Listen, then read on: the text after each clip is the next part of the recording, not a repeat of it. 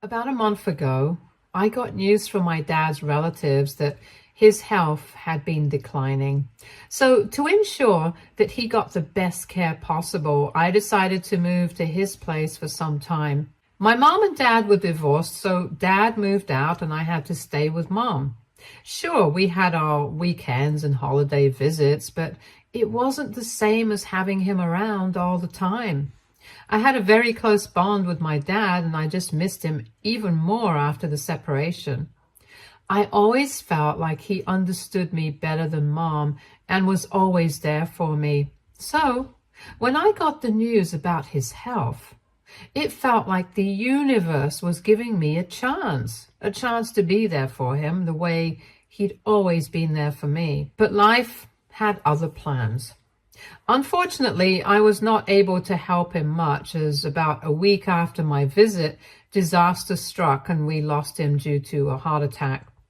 Being dad's only kid, I took it upon myself to take care of all the funeral arrangements. As soon as I got the news, I decided to call my mom and let her know that dad was gone. Surely she'd want to know that the father of her child had passed away.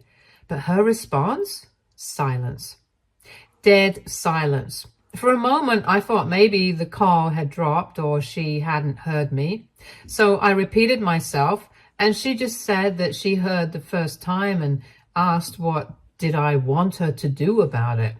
Shock doesn't even begin to cover what I was feeling. It was like being slapped in the face. I was so stunned that I just hung up the phone. I get it. Dad was her ex-husband. She has moved on, remarried some time ago, and started a new chapter in her life. But this wasn't about their failed marriage or any lingering resentment. This was about me losing my father. Couldn't she have mustered up even an ounce of sympathy? A simple, "I'm sorry for your loss," would have sufficed.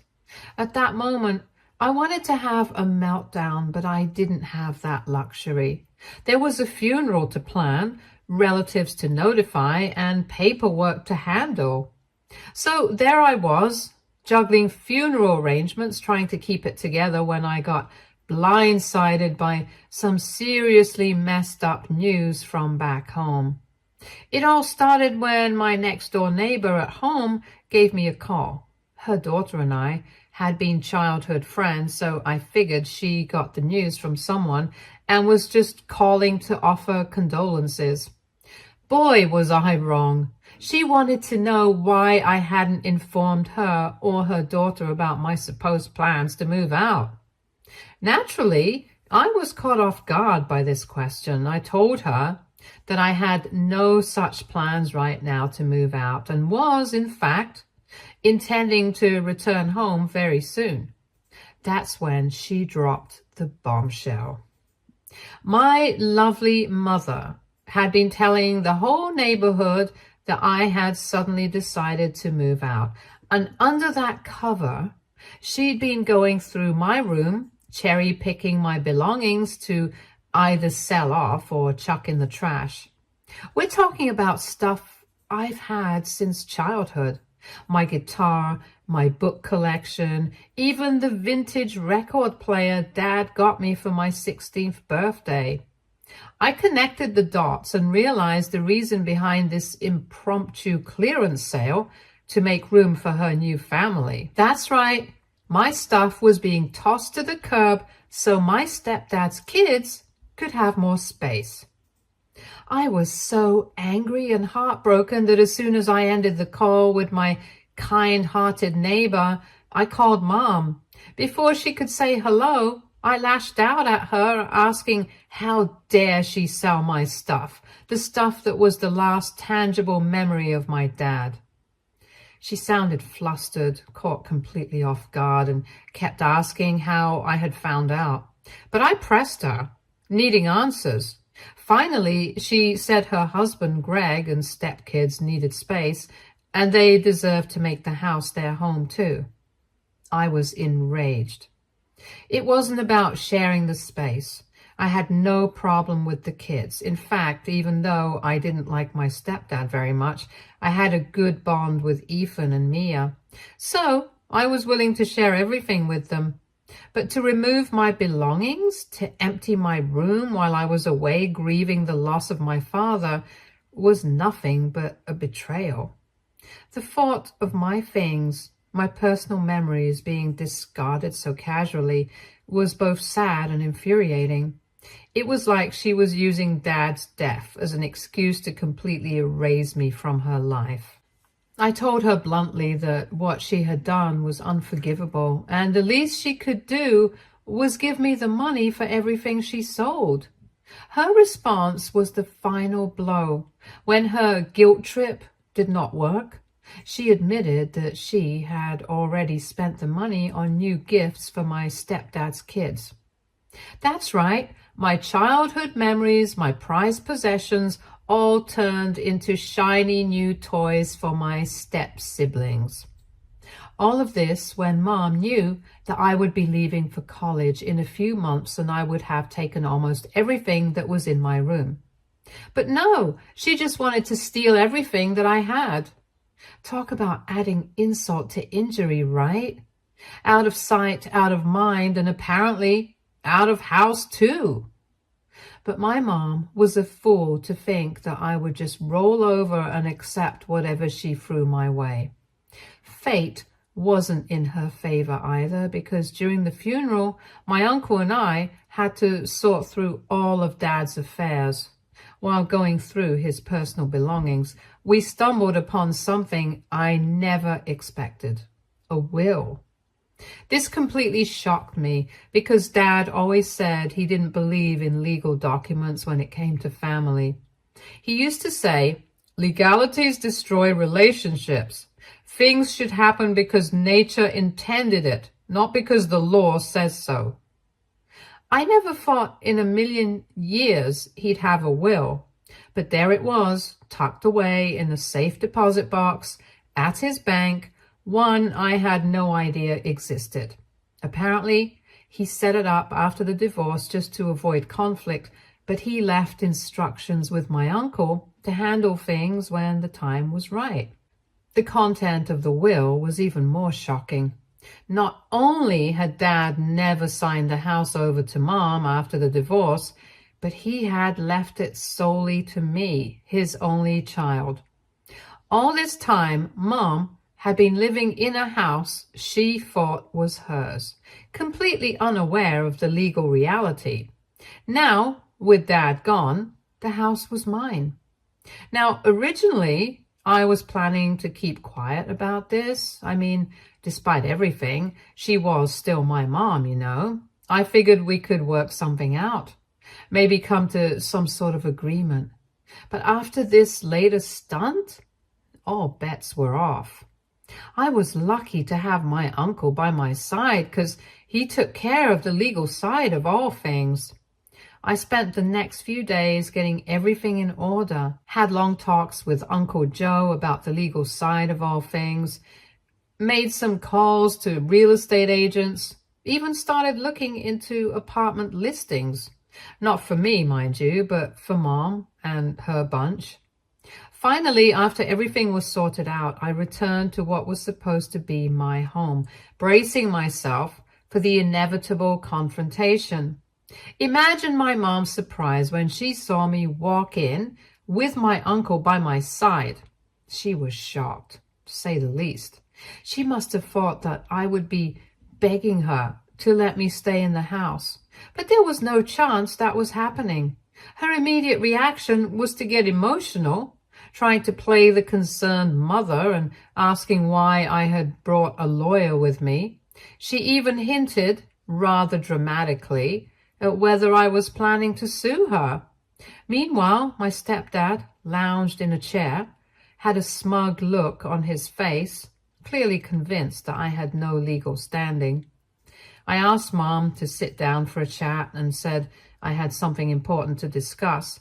I could tell that nobody was going to apologize to me in this room. So I started off calm and asked her if she remembered the details of her divorce from Dad.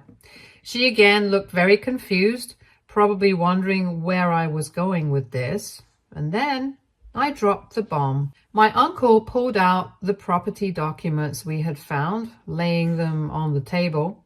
As my mom and stepdad scanned the papers, I could see the color drain from their faces.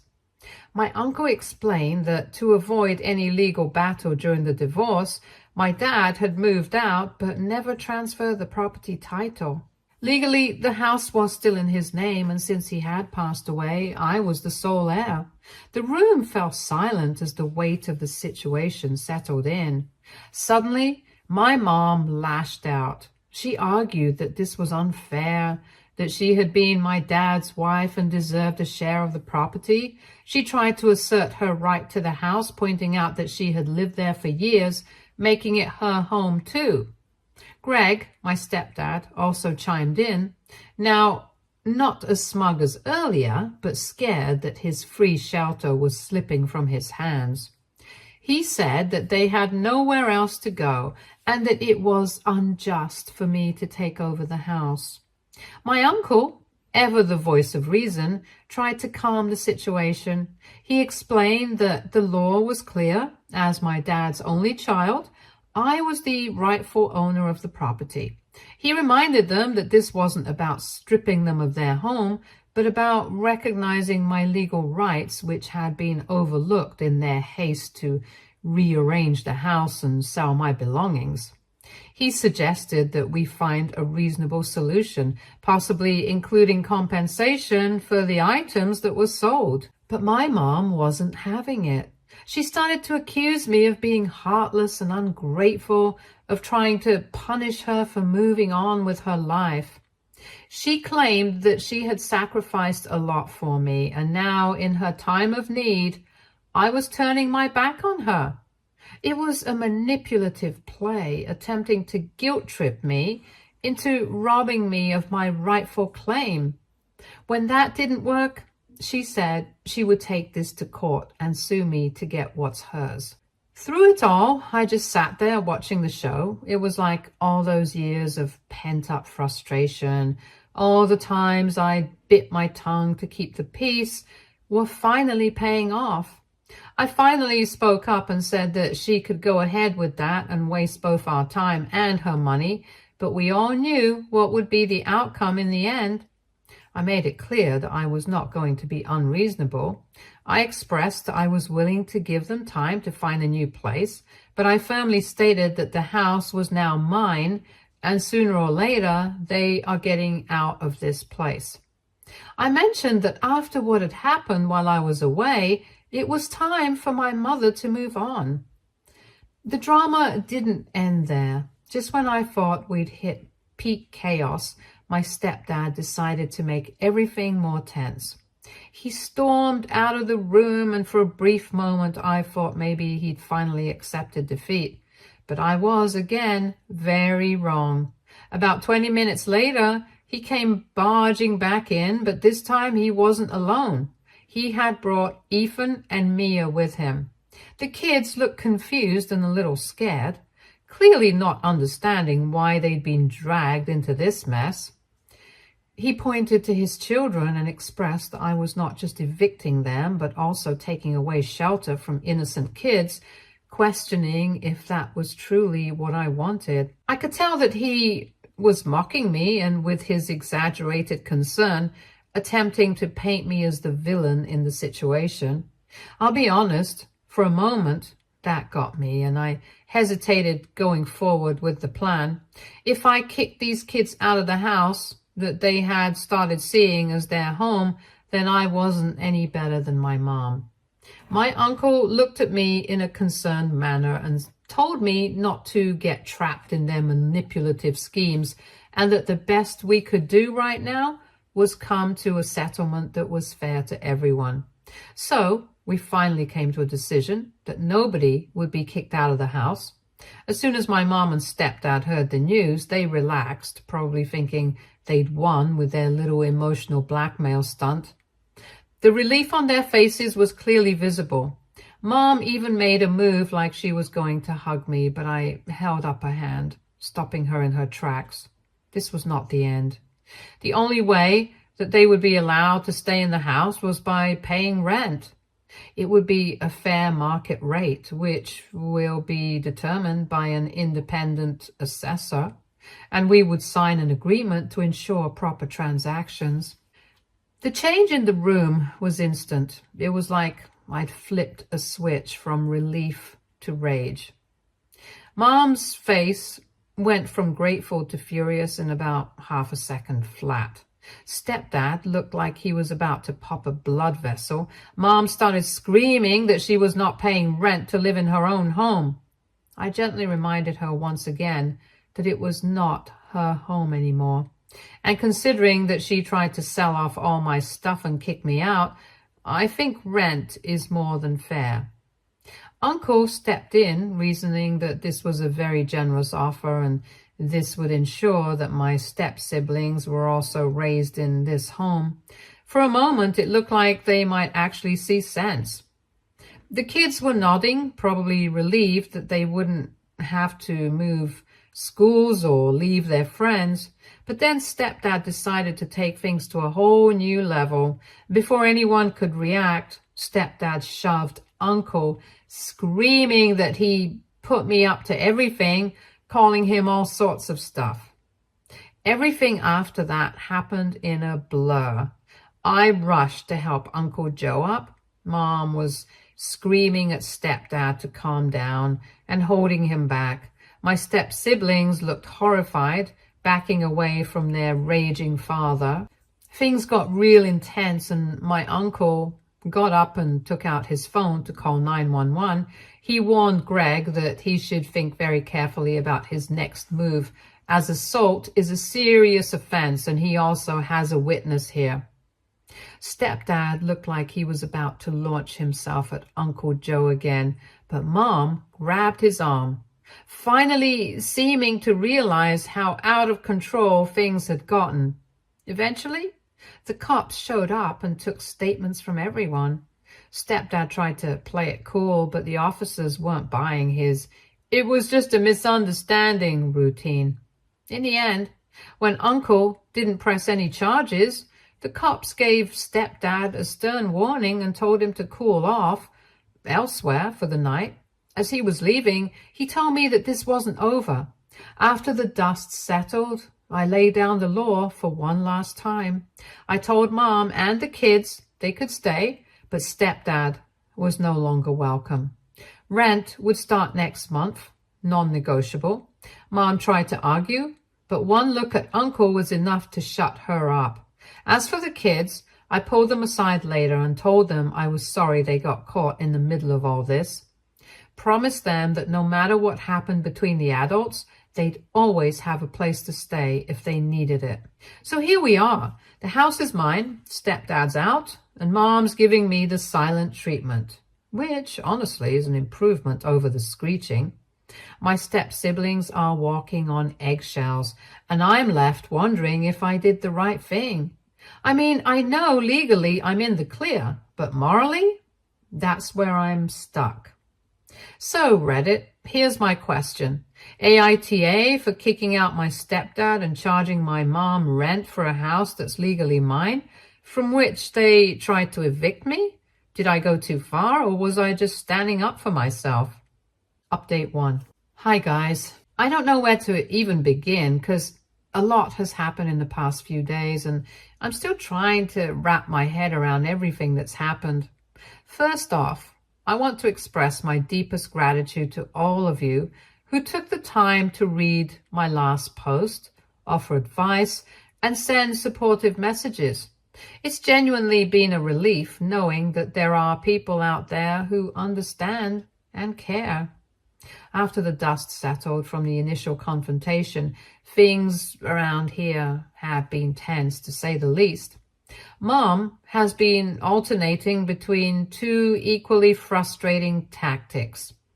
On one hand, she's giving me the silent treatment, while on the other hand, when she does decide to grace me with her voice, it's to just guilt trip me. We're talking full on, after all I've done for you, and I carried you for 9 months level drama. It's exhausting, to say the least. Stepdad's been missing in action since the cops told him to cool off, which, let's be honest, has been a blessing in disguise. Now, onto the more positive developments. I had a long heart-to-heart meeting with my uncle, and I can't even begin to express how grateful I am for everything he's done. This man has been my rock through this entire ordeal. I felt terrible about him getting hurt because of my stepdad's outburst, but you know what he said? That's what family is for. Just like that, brushing it off like it was nothing. He didn't hold a grudge against me for even a second, which honestly made me feel even worse, but also incredibly loved and supported. He advised me, just like everyone else, to stay away from my dad for my own safety. We've been documenting everything from the initial confrontation to every interaction since, just in case things escalate further. We met with a real estate agent to get a fair assessment of the property value and determine a reasonable rent. I had no idea how much the house was actually worth or what constituted fair market value for rent in our area. In short, it was a crash course in real estate that I never expected to need. But I'm grateful for the knowledge. Of course, Mom was not okay with the rent figure because, according to her, the house couldn't possibly be worth that much. That's when the agent came to the rescue and pointed out that the figure was actually below market rate for the area, considering the size and location of the house. We've also started the process of formally evicting my stepdad. Given his violent outbursts, we had grounds to file for an immediate eviction. Mom tried to argue against it, of course. She pulled out all the stops, tears, pleading, even trying to downplay what had happened, but I stood my ground. I made it crystal clear that his behavior was completely unacceptable and that I wouldn't feel safe with him in the house. It was hard seeing her break down like that, but I kept reminding myself of everything that had led to this point. Sometimes you have to be cruel to be kind, right? On a brighter note, my step-siblings have been spending more time with me, which has definitely been an improvement. What made me the happiest was that Ethan and Mia saved one of my old watches that my dad had bought me. They also saved some other small stuff that my mom was going to sell. I think they're feeling just as lost and confused as I am in all of this, and we found some comfort in each other's company. I have decided to be as transparent with them as possible about what's going on. They're old enough to understand, and I think they appreciate being treated like adults in this situation. We've had some long talks about everything, their feelings about their dad's behavior, their worries about the future, even their guilt about what their stepmom, my mom, did with my stuff. At the same time, I'm trying my best to protect them from their dad. Who knows what's going on in his head right now? I've made it clear to them that if he tries to contact them or shows up at the house, they need to let me or Mom know immediately. I'm trying my best to make sure that everything is properly sorted before I leave for college.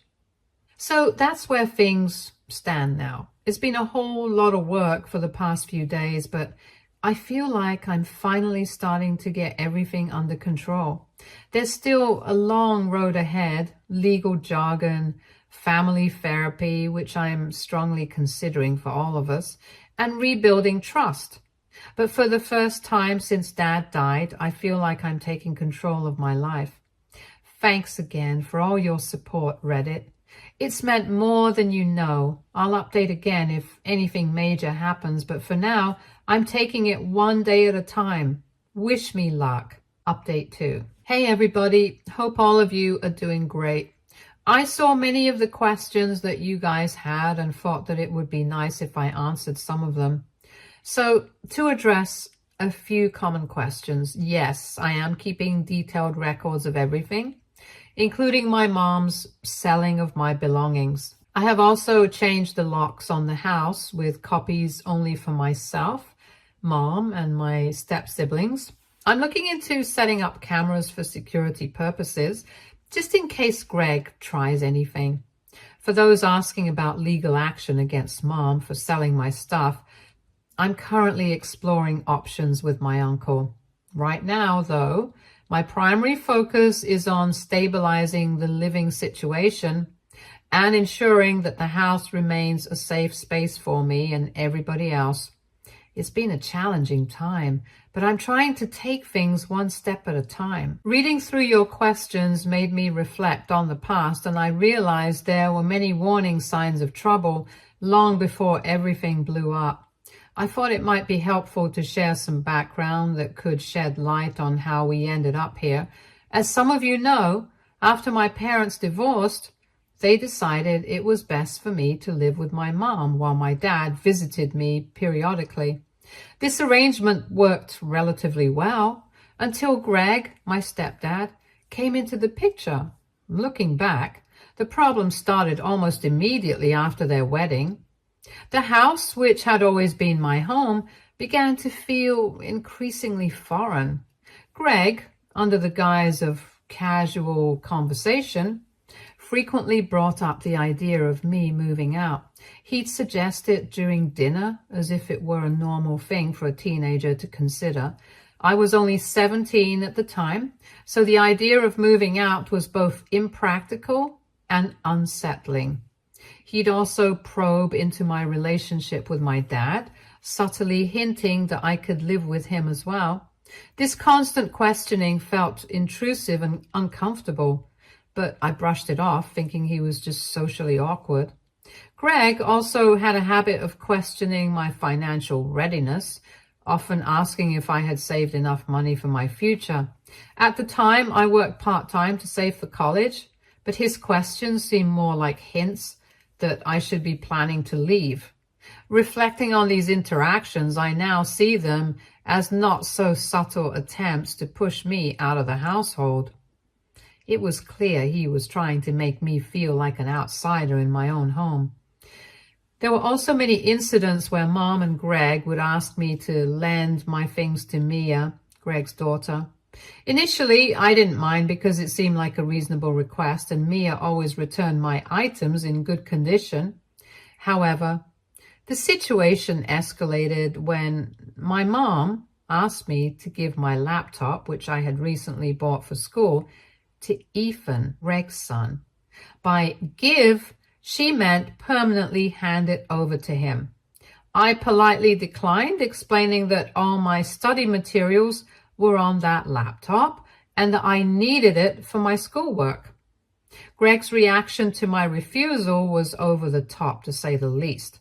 He acted as if I had committed a crime, telling Ethan and Mia to avoid me as if I were the villain in the scenario. It was an eye-opening moment that was a reminder of how little my needs and belongings were respected in this new family dynamic. Despite all these red flags, I stayed. Part of the reason was practical. I was saving money for college and moving out would have been financially difficult. But another part of me held on to the hope that things would improve, that my mom would eventually remember that I was her child too and treat me accordingly. It was a naive hope. I know now. I've been talking to my therapist about all this, trying to process the years of subtle and not so subtle rejection.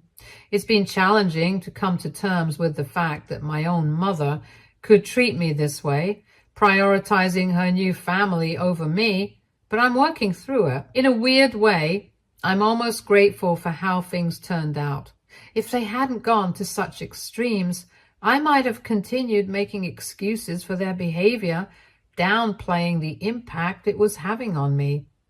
This experience, painful as it has been, forced me to confront the reality of the situation and take steps to reclaim my life. Thanks to every commentator who had advice and suggestions for me. All of you helped me a lot in this tough time. Update 3. Hello people, I have some major updates. things have taken an unexpected turn. Yesterday, I received a call from someone I never expected to hear from, Greg's ex-wife, Ethan and Mia's mother. In a small town like ours, news travels fast, and she had caught wind of the recent developments. She reached out, asking if we could meet up for a conversation. Curiosity got the best of me, and I agreed, and we decided to meet for coffee. After some initial pleasantries, she got straight to the point and dropped a bombshell that I hadn't seen coming. She revealed that for years, Greg had been skimping on his child support payments. He had been using the excuse of helping to support the household with my mom to justify not paying her what she was owed. This revelation added a new layer of complexity to the already tangled situation at home. She explained that the child support payments were legally mandated, but Greg had manipulated the situation to make it appear as though his financial contributions to our household were sufficient. In reality, he had been neglecting his legal obligations to his children.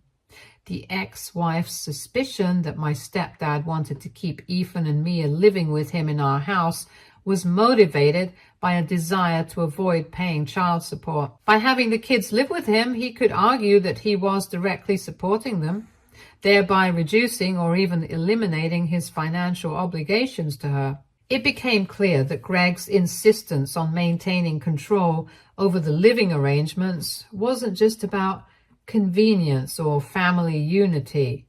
It was financially motivated. He had been prioritizing his own financial interests over the well-being of his children and his legal responsibilities. Ethan and Mia's mother also told me that it had been years since she hadn't seen her kids because Greg would move from one place to another. She then asked if I would be willing to testify about the living situation if it came to a legal battle. She wanted me to confirm the extent of her ex-husband's involvement in the household and the truth about his financial contributions, or lack thereof. Realizing the potential impact of this information, I agreed to testify.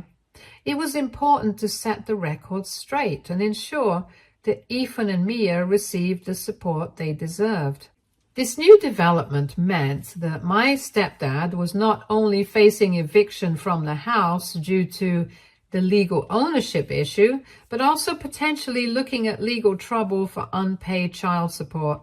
If he failed to pay court-ordered child support, it could lead to serious consequences, including fines and even jail time. This must be another reason why he had suddenly disappeared. Greg's ex-wife also wanted to meet her kids, and I told her that we could definitely schedule a meeting for that. I'm sure that Mia and Ethan would love to meet their mother after so long. I also told Mom about all of this, and initially she was in denial that her husband would never do that. But when she listened to the whole thing, she looked as dumbstruck as I did. Even though I haven't forgiven her yet for everything that happened, I still felt a little bad because she was a victim of betrayal now. But knowing her, it's very difficult for me to sympathize with her. So I think we all have established now that the main villain here is Greg, my stepdad. Of course, my mom is no saint either, but I guess that's what she's paying for. We all are hoping that everything with Greg is also settled as quickly as possible so that all of us can go back to our normal lives. I'm so grateful to all of you for getting me through this because I never thought that I could have managed all of this. You guys gave me some of the most incredible advice during this difficult time. I'll keep you posted on any new developments. Take care. And thank you for being there. Stay tuned for more stories from Our Girl Relationships.